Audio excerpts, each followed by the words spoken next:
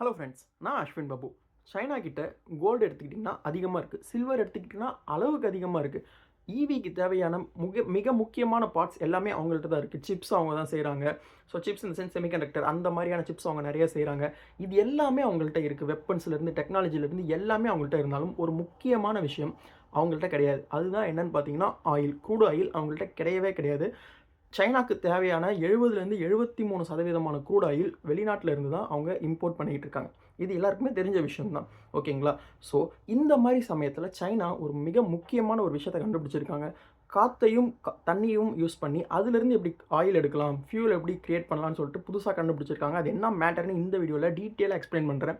But அதுக்கு முன்னாடி இந்த மாதிரியான ரெகுலர் வீடியோஸ் நீங்கள் பார்க்கணும்னா சப்ஸ்கிரைப் பண்ணிட்டு சப்போர்ட் பண்ணுங்கள். டெய்லி ஒரு வீடியோ போஸ்ட் பண்ணுவேன்.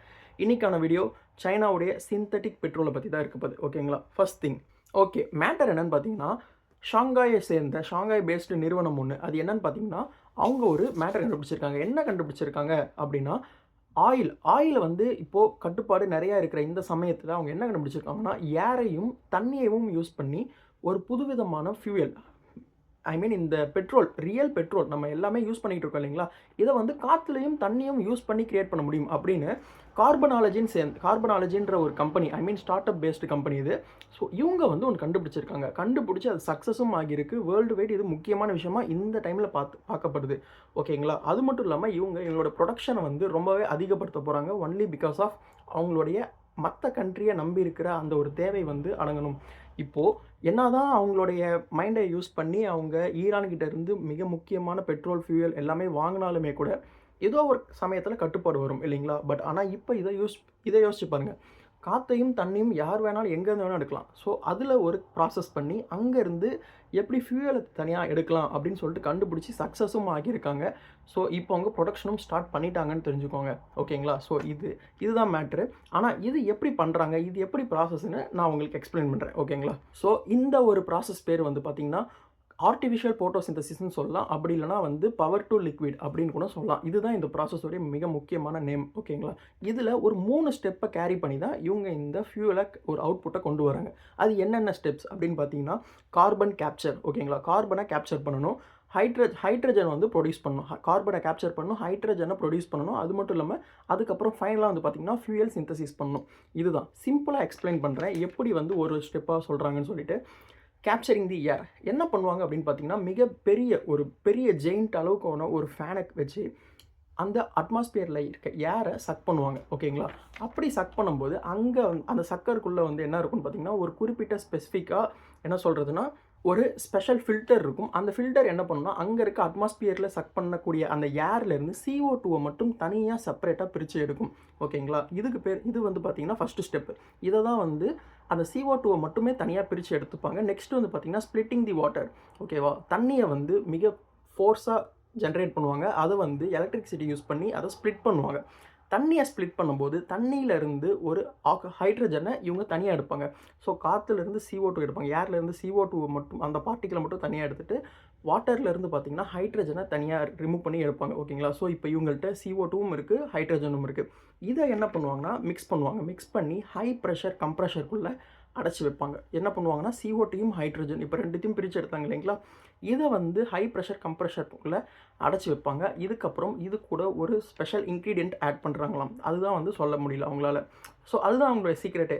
ஸோ அந்த ஒரு மேட்டரை வந்து ஹை ப்ரெஷருக்குள்ளே அடைச்சி வச்ச இந்த CO2க்கும் ஹைட்ரஜனுக்கும் ஆட் பண்ணி குறிப்பிட்ட சமயத்துக்கு அப்புறம் இதில் இருக்க ஆட்டம்ஸ் வந்து ஆட்டோமேட்டிக்காக தெம்செல்ஃப் வந்து என்ன பண்ணுன்னா ஆட்டோமேட்டிக்காகவே ரீஅரேஞ்ச் ஆகிடும் லிக்விடாக. அந்த மாதிரி லிக்விடாக ஆனது தான் வந்து பார்த்திங்கன்னா இவங்களுக்கான அந்த க்ரூட் ஆயில்ன்ற ஒரு ஸ்ட்ரக்சர் வந்து கிடைக்குது. இவங்களுக்கு எக்ஸாக்டாக அந்த ஃபியூவலுன்றது கிடைக்குது. இதை யூஸ் பண்ணி இவங்க எல்லா ஈவன் கார்ஸ், பஸ், ஸோ அவங்க இந்த ஃபியூயலை டேரெக்டாக காருக்கும் எல்லா வெஹிக்கிளுக்குமே அவங்க யூஸ் பண்ணலாம். ஓகேங்களா? அப்படி யூஸ் பண்ணும்போது முக்கியமாக ஜெட் ஃபியூயலாகவும் கண்டிப்பாக யூஸ் பண்ண முடியும்.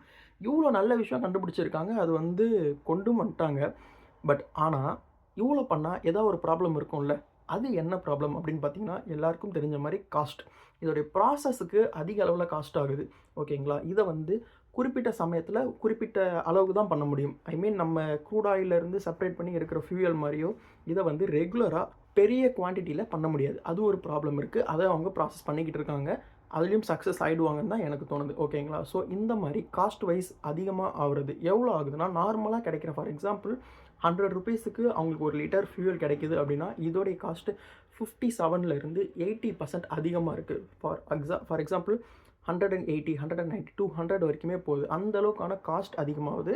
காஸ்ட் அதிகமானாலுமே கூட இந்த மாதிரி சமயத்தில் யூஸ் பண்ணிக்கலாம்ல காஸ்ட்னாலும்.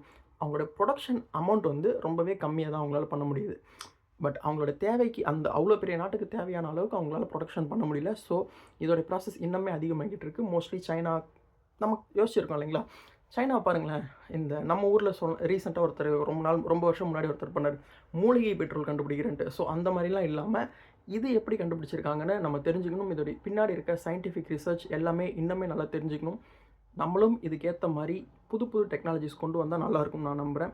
ஸோ இதுதான் மேட்டர். ஸோ எல்லாருக்கிட்டையும் கொண்டு போய் சேருங்க. இந்த மாதிரியான குறிப்பிட்ட சமயத்தில் சைனா எப்படி ஆக்ட் பண்ணுறாங்க, ஸோ போர் சூழலும் வந்தாலும் அவங்களால வந்து எப்படி சர்வே பண்ண முடியுதுன்னு பார்த்துக்கோங்க. ஸோ அவங்கள்ட்ட இல்லாத ஒரு விஷயம் இந்த ஆயில் மட்டும்தான். ஸோ அதுவும் கிடச்சிச்சின்னா அவங்கள வந்து ஒன்றுமே பண்ண முடியாது. அவங்கள மிரட்டுறதே வந்து பார்த்திங்கன்னா, இந்த ஸ்ட்ரெய்ட் ஆஃப் ஹார்மஸை க்ளோஸ் பண்ணி உனக்கு ஆயில் தரமாட்டேன்னு மிரட்டினாங்க.